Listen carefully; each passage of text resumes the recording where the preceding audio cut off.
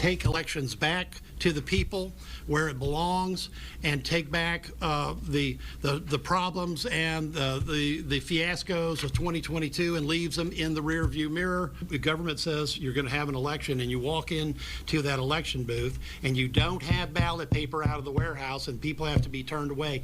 That's voter suppression. Houston State Senator Paul Bettencourt trumpeting Senate Bill 1750, one of more than 700 measures passed by the legislature, which went into effect this past Friday. SB 1750 eliminates the appointed position of election administrator in Harris County and returns the job to directly elected leaders, namely the county clerk and the tax assessor collector.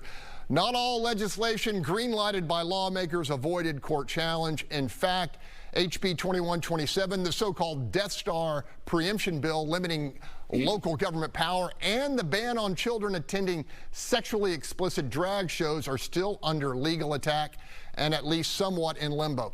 Panelists talk about new rules for living in the Lone Star State, what you like and what you don't like. Holly, you've got an opinion on all this stuff. Oh, yes. So HB 2127, the local preemption bill, that I mean, you have to hand it to them. Some pretty good propaganda to call it a Death Star bill, which is not what it is at all. But it, you know, puts that sort of ceiling on what the local municipalities can do. So what we want is for Texans to know with some, you know, consistency what the laws are going to be as far as building codes and so forth. But what's interesting about the court case that's pending right now is that they did not seek an injunction. So there is no injunction against the law going into effect.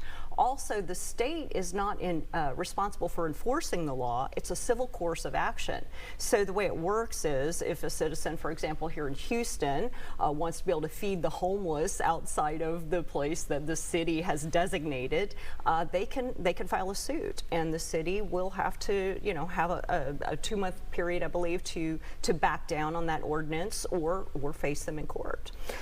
Tamara Bell, you believe this is stripping cities of the ability to solve local problems with local solutions? I do not. I believe this is stripping a city because they made sure the population only applied to one city, and that is Houston, Texas, because you had to have over 3 million something population or something like that. So this Death Star doesn't hit every city in Houston, every Texas. It does not. It had to have you had to have a population threshold. No. Actually, that one, it applies to all. Oh, they changed it. Okay, very good. Good. I can stole it and cover. That's even better. I can come at it. It's only the elections bill. That okay, very good. Well, let me explain this to y'all. Local law is a constitutional right.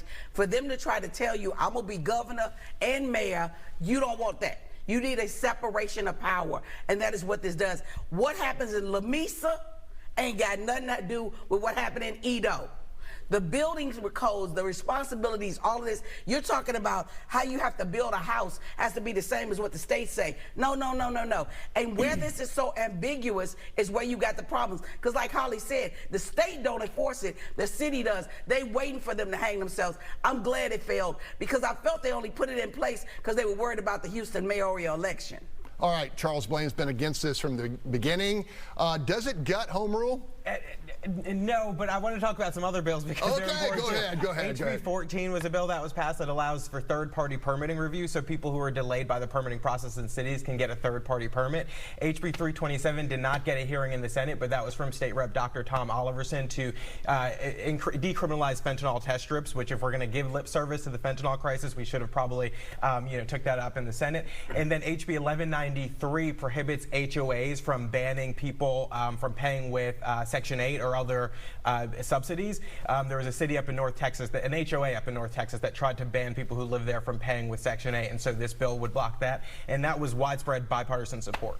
Jump in here, Paul. Any thoughts? Yeah, I do think that we have to look at the question, if the state of Texas is saying that the federal government can't come in and enforce anything around immigration, I think that there has to be some reciprocity as it relates to the local level. Yes. There are some local municipalities that are trying to solve problems that they're seeing close to home, and for the state to preempt that, I think, is unfair. Absolutely. Bill, final word to you. Well, so let's just talk about it legally for a second. I think people forget that every county, every city is a political subdivision of the state of Texas. Exactly. If the state legislature wants to disband the city of Houston tomorrow, they can do that.